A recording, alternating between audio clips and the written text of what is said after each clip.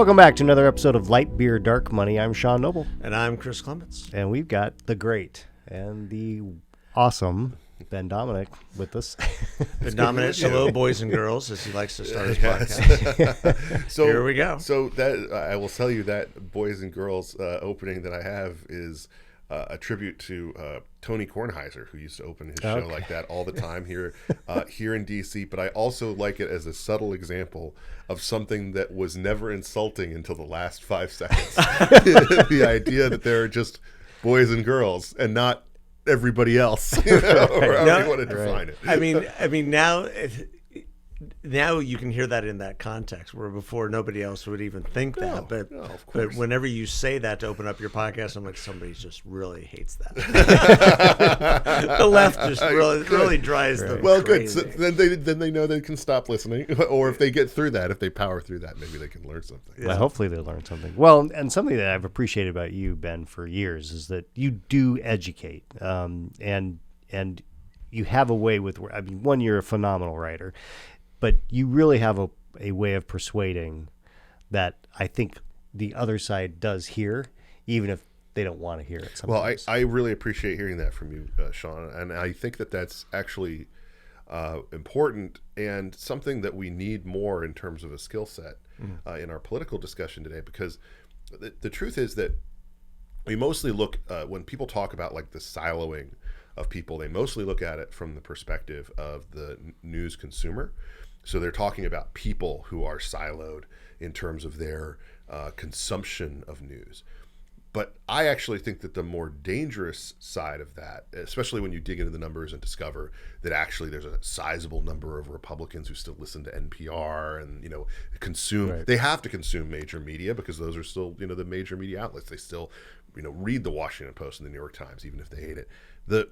The problem that I think is kind of ignored there is there's also the siloing of the voices who are in the news. Because if you are in the news and you're not watching or consuming a lot of the arguments that are on the other side, then it makes your own arguments much weaker. And there's that whole concept of steel manning something versus straw manning. And I think that we have a lot of people who can get by making arguments that only deal with the straw man today, instead of saying, okay, what's the toughest argument that my opponent has if we were going to have a debate tomorrow? And then going through that exercise of trying to do it. I remember, I was had the pleasure of doing a couple of these, I guess now 3 Intelligence Squared debates where they do the rating beforehand and then the rating after. And you'll notice that a lot of the times the right of center argument wins because the people there become a lot more prepared, and the left of center argument tends to lose when they basically don't even have any familiarity with the argument that's being made by the other side. So they become emotional. Well, also they're unprepared for the direction something takes. Yeah. They assume that it's going to be their kind of caricatured version, and so you have the rarity of something like Tim Scott coming into the View environment and very politely and nicely infuriating them by giving very basic conservative arguments that I think just about any conservative could have made. Maybe not as eloquently as he did because of his personal experience and everything else, but he clearly drove them nuts. Just in a very they were cutting him off at commercial breaks and getting angry with him, and that to me that's a skill set that we need more of that, because there's not enough conservatives or liberty-minded people or people who've been brought up in the same language that we have on the right in America, and so we need to know how to make those arguments to people who haven't. That's a great point. There was a reason why Tucker Carlson infuriated both the left and the right every night. Oh yeah, well, and the left watched him incessantly as part of his ratings. Tucker, and so obviously I work for Fox. I have absolutely no knowledge of sort of there's obviously all that reporting out there, and no one's told me not to say anything or to say anything about it. But what I will say is this: I've known Tucker I met him when I was 16 years old, and an intern in Washington, and he took the time to sit down with me, and he was very much the same personality then that he is still now. I think that personality has stuck with him, even as he basically went through a series of different political positioning, working for neoconservatives back then. It's hard to remember that he was a Cato Institute fellow, Right. at a certain point. But the thing that I miss most about Tucker is, and you've probably heard me say this before because it's one of my shibboleths, is getting rid of Crossfire was one of the worst things that Jon Stewart ever did to the American media audience, because he saw that fighting as being stupid and diminutive and that kind of thing. And maybe it is, and maybe in certain senses it was. But you know what that was? That was still the left and the right sitting at a table together. Yep. And we don't get that now. Nope. We get the Washington General's equivalent of a Republican on the CNN set who is supposed to lose the argument and be polite and say, I will concede to you that all Republicans are racist and all this and that, but there's still some of us who are good, like Liz Cheney. That's what they want you to say. And then the flip side of that, of course, Washington General. but the flip side of that is that there's less and less willingness of two different members of different parties to sit down at the table.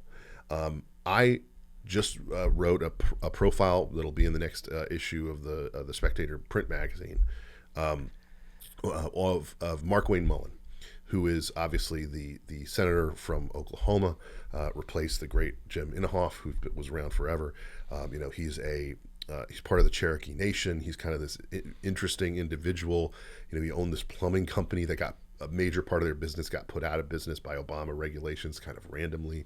He decides to run with the Tea Party wave, and then he becomes this guy who works really well with, he considers Democrats in the House and Kevin McCarthy to be some of his closest friends. And I asked him, what his relationships were like, given that he was so friendly with so many people on the House side, in the Senate with other Democrats. And he said, I do not even need one hand to tell you the number of Democrats who have talked to me since I was elected to the Senate.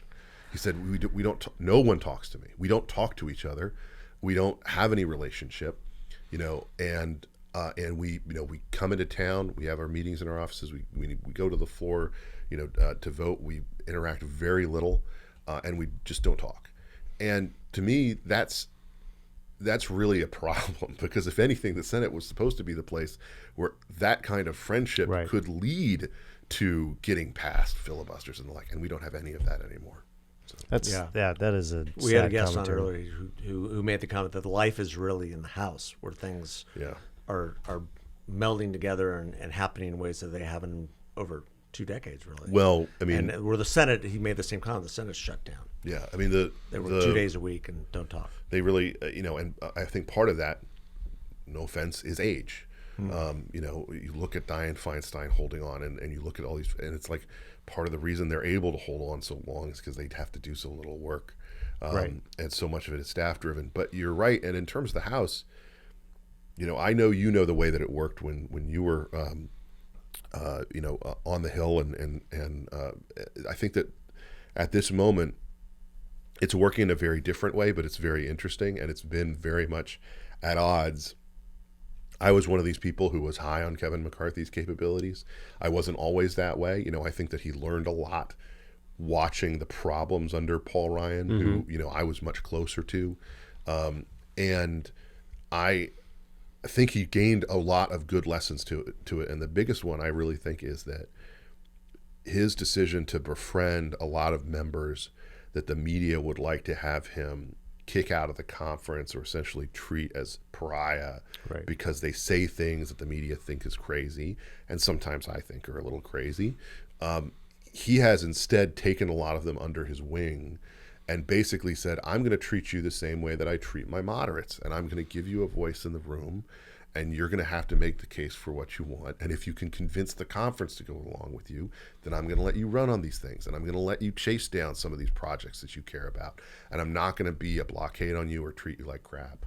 And I think that alone, is an example of what, a good politician is someone who doesn't try to berate or beat you in every fight into taking the position that they want. They convince the majority of the conference, and then they say, come along with us for this. Let's get a win together. And I think that a lot of politicians, unfortunately, in the last couple of decades have gotten used to this idea that they can just berate people and pressure them. Maybe it's a holdover from the 2000s and stuff, and some of the stuff that happened under Tom DeLay. But it's whatever it is, the lesson kind of was you can just go at them hammer and tongs and make them do what you want. And it's like, can we find a way to win that doesn't end up with people hating each other? Right. So, Yeah. Well, and I think you look at the debt ceiling fight. There's some angst, but as I've pointed out, the people who opposed the debt ceiling clearly thought there was enough of a win that they didn't do a motion to vacate. Yeah. So they might have taken down a rule, which turns out, we were talking earlier, the last time a rule was taken down was Shattuck in 2000. Yes, I was going to say. I actually read that in some kind of one of these. It might have been Chad Pergram actually who mentioned that to me, who is just a font of knowledge on all things congressional. It's been a while, Which is it's a big astounding to me, deal, because we used to do it kind of on a regular basis. It happened a lot. But one thing that is true about that debt ceiling fight, and this is the thing that I think gets left out for a lot of folks who are at home and kind of observing this, is the biggest thing that I think was important about that was keeping the Senate out of the process. Yep. Keeping Schumer out of the negotiating process on the Democrat side, and making sure that McConnell had the confidence to say, we're letting McCarthy and his team of McHenry and Garrett Graves and the other people who he had negotiating, run with this, because if McConnell had come in, and if Schumer had come in, what would quickly have happened is they would have gotten enough moderate votes to just go with what they call a clean, and what I think of as a dirty. Right, right. It would have gotten much worse. It would have gotten much worse. You wouldn't have gotten anything out of it. So. Yeah. Well, when you have a 4-seat majority, you kind of have to take what you can get. It's thin. We heard a story today that McCarthy basically said, "These are all great ideas, but can I get it through the conference?" Yeah. Yeah, and that's that's. I might agree with you. However, well, I think we may look back and say that having that small majority, has actually been a beneficial thing. Yeah. In terms of forcing them to hold together. But look, that is true. We still don't know how this, what this is going to look like, in a year and a half. It's a very short moment in order to get some things done. I think they have gotten some things done. Forcing the White House to back off on DC crime, I thought was a telling moment, because that was, the progressives hated that. They hated it, and yet the White House understood, if we're going to be in front of the American people a year and a half from now, and we see these DC crime rates, and there are carjackings, and there's all these things that happen in broad daylight every day here, that are infuriating. But the other thing that is interesting about this moment is that you're finally getting the opportunity, I think, because Paul had such a limited amount of time, to see a leadership team that is of a younger generation, and how they approach this differently. And before, you had, Paul's a policy guy. Policy was all going to run through his office. And you also had, just this aging group of people, all coming to the table, and they're all still there.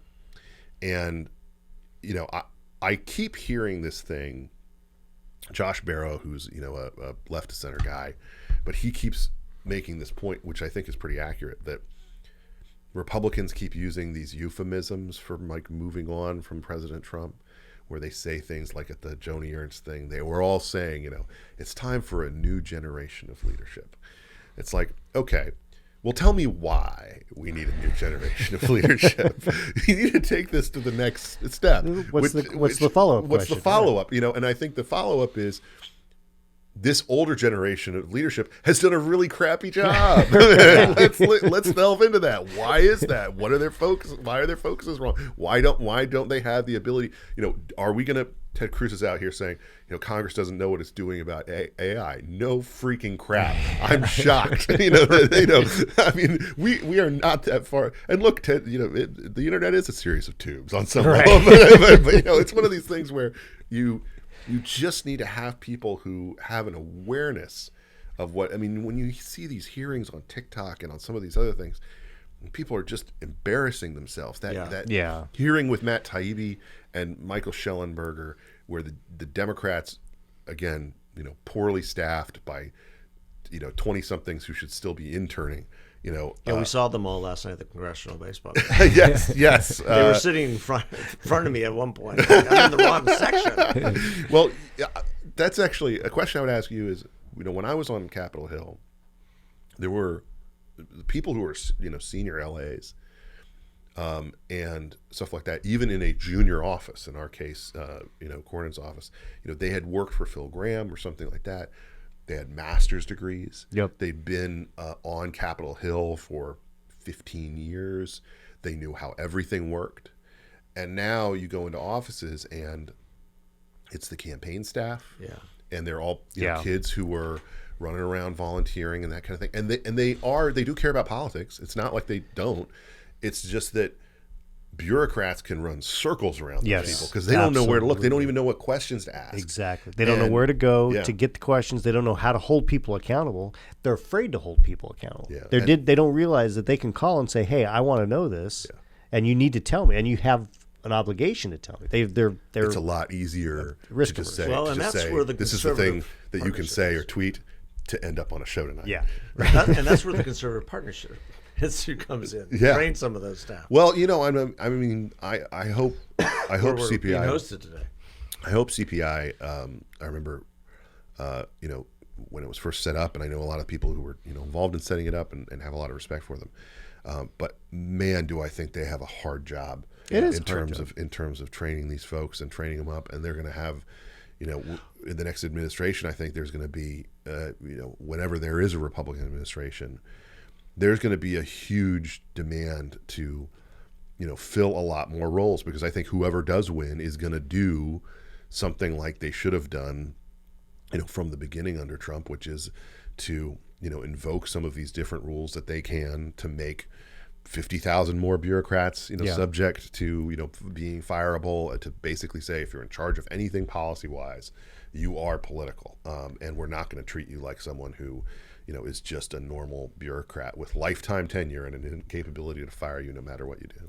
Well, it's actually you raise a good point that needs to be thought about now, because let's say that, and I don't know that we're prepared for a Republican to win in 2024 from a staffing. Seems like we're never prepared. Because what will happen is you'll have a huge flight from the Hill going into the administration, which is normal, but there will be nobody left. Yeah. I mean, it's going to be a real challenge. So, and you also kind of you view that even in the end of the Trump, in the Trump cabinet choices that he was making. Bill Barr having served, the roles that he has in multiple presidencies. The different people who you have very few people who. I mean, I think David Barnhart at Interior was probably one of the rare examples of a guy who had been kind of working his way up in every role, rung within that space. But you ended up having to turn to a lot of folks, both because of Trump not wanting to reward anyone who'd ever said anything negative about him, but also, turning to a lot of folks who were outside of government and didn't necessarily know how it was going to work. Yeah. And because of that, didn't anticipate all the way that bureaucrats were going to screw with them. right. Yeah. You saw that early on in the administration. Yeah. Just them getting steamrolled. So let's talk a little bit about the indictment, how that plays in the presidential landscape, and is Biden actually going to get all the way through this thing? But you've been writing specifically about how you can feel frustrated with the indictment, but okay with it at the same time. Well, in some ways, you can see the corruption in it, but also why was Trump doing what he was doing? Well, the point that I would say is to every Republican voter, whether you support Trump or not, and essentially, as we look at the poll, half of the Republican Party essentially does want him to be the nominee again. What I would say to you is, when you say it's a travesty that they didn't prosecute Hillary, how can they let Hillary go and prosecute Trump? And I would say to you, I agree. It is a travesty that they didn't prosecute Hillary. They should have prosecuted her. I mean, absolutely. We still have Congress people running around today, even today, saying the idea of that her aides were smashing phones with hammers, like that was a lie. And it's like, no, we know that they did that. They admitted that they did that. Of course, it's ridiculous that she wasn't prosecuted, and the idea that we would then take the lesson from that to be, well, we should double down on this with, Donald Trump. I don't see that at all. I think that, in a situation where you let someone go scot-free for something, then you shouldn't, hold people to that new ridiculous standard. Instead, I think that, President Trump should have, I think, pressed more for them. And frankly, I think that if he had appointed someone with more sensitivity to it than Jeff Sessions, maybe would have gotten something different out of that. But for the situation with Trump,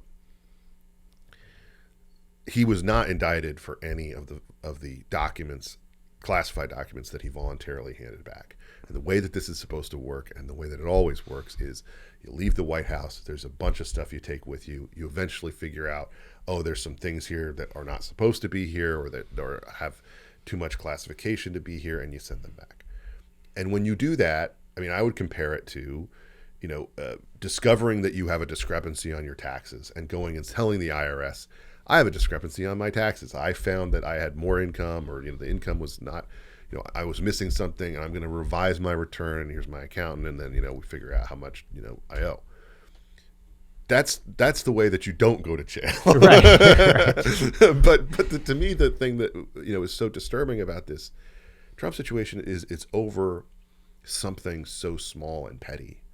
Meaning that it really does seem like his primary, there were all these leftist rumors early on that, he's holding on to these things because of some deep, dark motivation. And as with so many things related to the former president, it always turns out to more be sloppiness or personal lack of knowledge of the consequences. And I think he was probably getting he was getting some good advice that he was ignoring, and then he was getting some bad advice. It's turned out that the main person who was in his ear about this is Tom Fitton from Judicial Watch. Nothing against Tom, but one thing Tom is not is a lawyer. Right. And so when he was giving him legal advice about you can fight this, these are yours, it's fine. I think the president really underestimated the idea that anything like the Mar-a-Lago raid would happen. The other thing that I do think is one thing that hurts him more in the way that the press coverage is going to work, perhaps not with Republicans, but I think with independents, is there are visual materials with this. Yes. If we had pictures of Hillary Clinton's smashed phones and a hammer next to them, they would have been all over the news. Right. Even CNN would have had to show that image. Okay.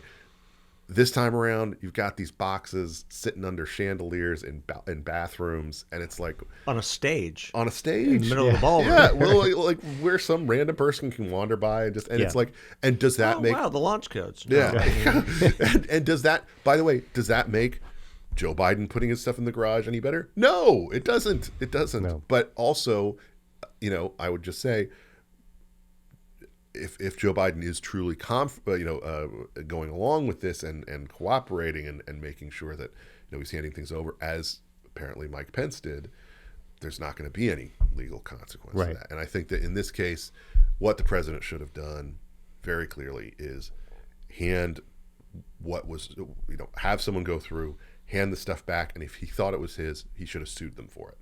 And that's the way that this stuff works. And so, it's unfortunate, but I also think, in the larger scheme of things, when people say the president's being unfairly targeted by the DOJ, the FBI, the law enforcement entities and the like, I absolutely agree. He is also giving them so much rope to use, and he does it time and again. And I think that that's just something that comes with him, and it's unfortunate, but it's true. Well, I mean, to use your same analogy with the IRS, it's like when you get a letter from the IRS. They say, we've revised your return. Mm-hmm. You owe X. Mm-hmm. And you ignore it. And then 3 months later, you get another letter. Right. Following up on the last letter that we sent you, we've revised your return for whatever year it was. You owe us X now plus interest. Yeah. That's and then you go to your accountant, what do they say to you? You should pay that. Right. Yeah, they never say don't pay it. They never say don't pay it. You say you should just pay it. But just to go back to your other question about how this affects the race, I think again that the problem that we're seeing right now is a lot of these different candidates are dancing around things in a lot of the ways that they did in 2016 because they don't want to offend the majority of Republican voters who are either pro-Trump or have made peace with Trump view him as the devil they know, etc. And meaning not the most diehard supporters, but generally supportive, and they don't want to offend them. But I think that what you have to do is be very clear, is to say if you run this guy, in a general, he's going to be fighting multiple lawsuits at the same time he's running for president. He's up against a guy that he did lose to, however narrowly and however much shenanigans went on in certain places, but he did lose. And this is a harder map in a lot of ways, post-COVID, where a lot of people have moved. Lee Zeldin might be the governor of New York if the fact is that he didn't send so many people to go and vote for Ron DeSantis in Florida. Right. Yeah. Right. And then you have, I think, the very real idea that as president, he's an immediate lame duck. He can't run again. And I don't know about you, but I don't think that the presidency really is a one-term job now. I think that it's one where you have to have more than one term in order to really effectuate things and make them more permanent. And I mean, I think that that's the difference really in the fact that we have Obamacare today. I do believe that in 2012 had gone differently, then we wouldn't have it. But that's right. But the way that I view that is that argument needs to be made explicitly. And I mean, DeSantis has said some of it. Christie has said some of it, but I think that has to be more of it, because I think you have to make the argument to the smart voter that says, look, I want to win. I support 90% of Donald Trump's agenda. Maybe even in the case of DeSantis, he may support all of it and more, or, mine is going to be even better, or something. Yeah. If you want to get it done, I'm the way to get it done, and I'm the way to win, and I can do it for 8 years. And if you want to run with this guy, you're taking a lot of risks that you don't need to take. Advancing that argument, I think it requires the candidate to say it explicitly, because no one else is going to make that argument for them. That's exactly right. And that's the thing that is, if Trump wins the nomination, which I think right now looks likely, it'll be because they don't take that head on themselves. Yeah, they're trying, because every time, and this is particularly true between DeSantis and Trump. If on Twitter, I don't know if this is true. I just pay attention to the dumpster fire that Twitter is, but DeSantis will say something like that, and a Trumpy will say, "Well, so look, DeSantis is going to take 8 years to get change. Trump can do it in one." It's like, that's not the point, but I get it. I mean, if you show me a plan to end the Ukraine war in 24 hours, I'm certainly open to seeing it. Love to see that. But there is one other element of this, which is I do think is important, which is that we can't underestimate the fact that we live in an age when, you mentioned the dumpster fire that is Twitter, when people can't look away from the fire, where they do enjoy the entertainment side of things, where whoever is in a fight or a scrum matters more than people who are actually, legislating and that kind of thing.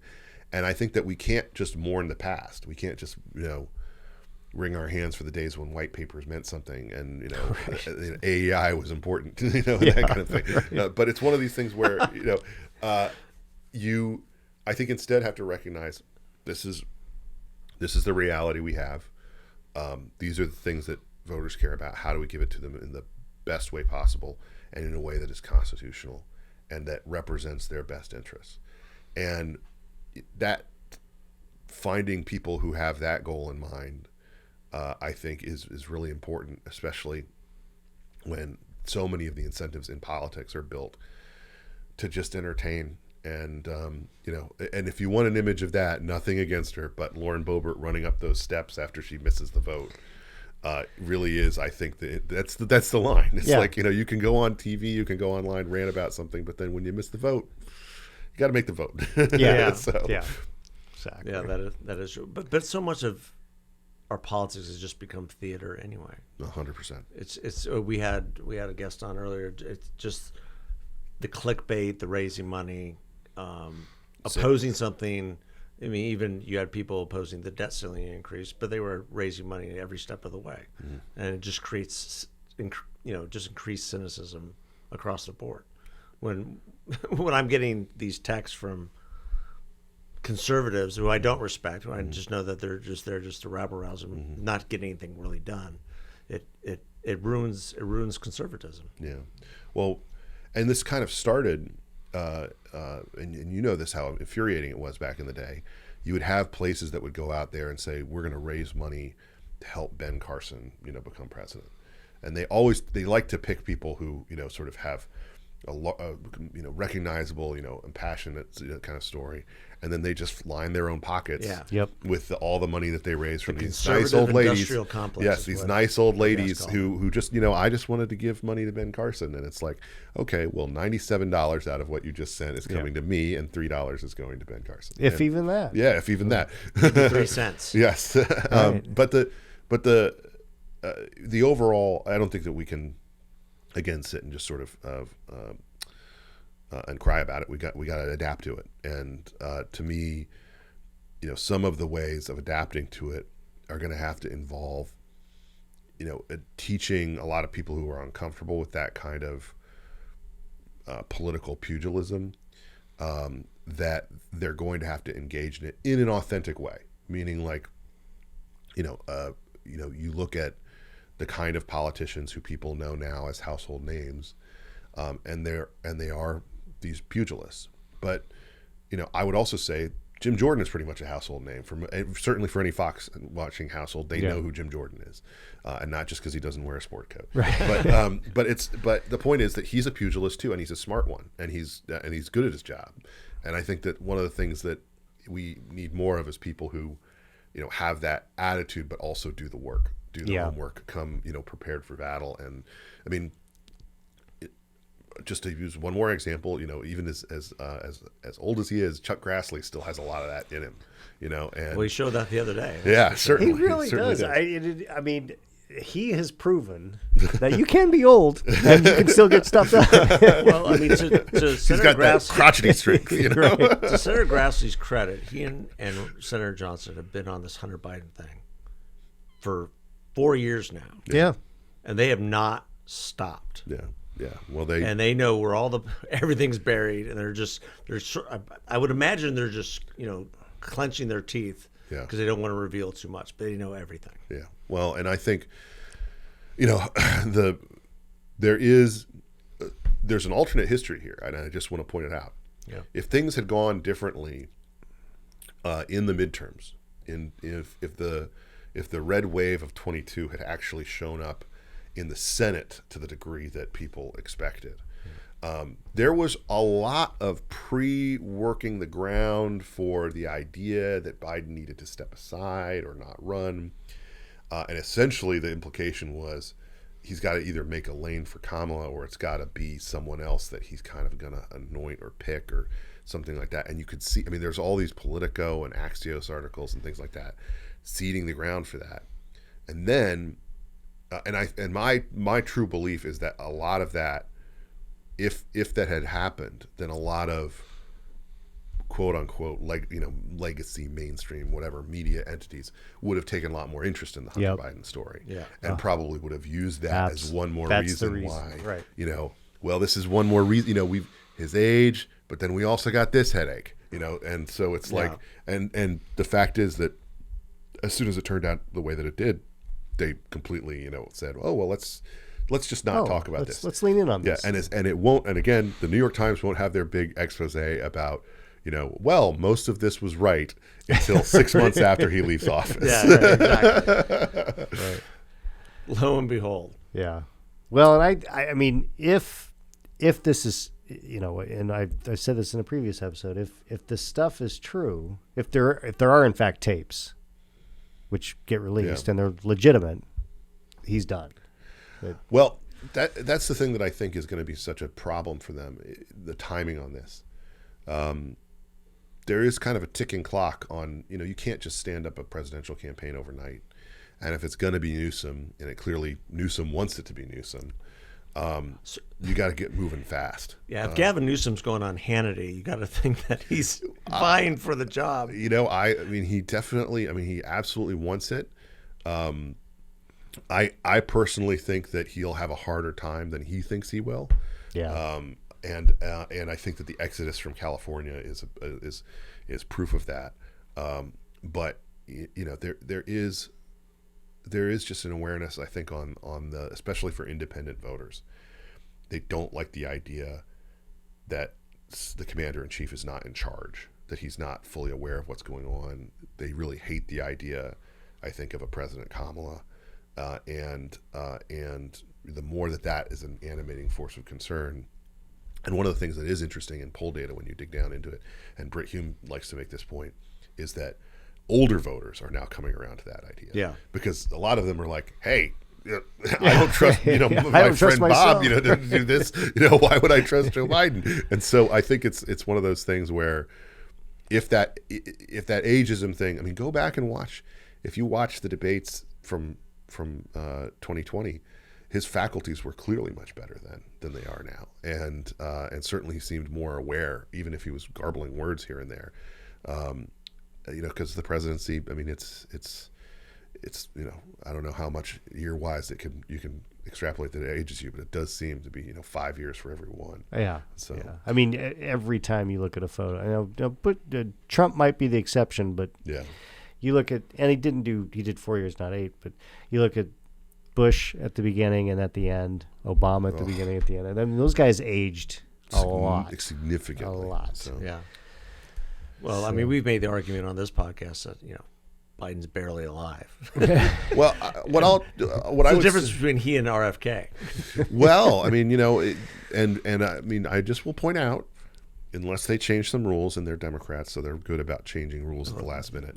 The president may not be on the ballot in the first 2 states that go.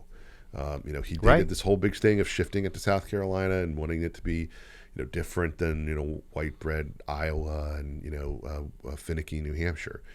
But RFK might be the top of the ballot in both those states, and if you have him doing that and Joe taking another slip or a tumble at the same time, There's going to be another slip and a tumble. Yeah. I mean, that's the sad thing.